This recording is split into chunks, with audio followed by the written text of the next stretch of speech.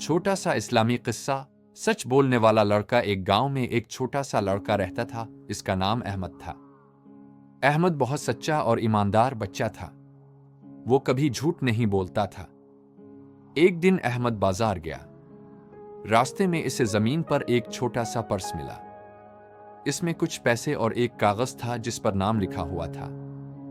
अहमद ने पर्स अपने पास रखने के बजाय फौरन मस्जिद के इमाम साहिब के पास जाकर कहा, इमाम साहिब, मुझे ये पर्स रास्ते में मिला है, इसका मालिक शायद परेशान होगा। इमाम साहिब ने अहमद की ईमानदारी की तारीफ की। कुछ देर बाद एक आदमी आया जो अपना पर्स ढूंढ रहा था।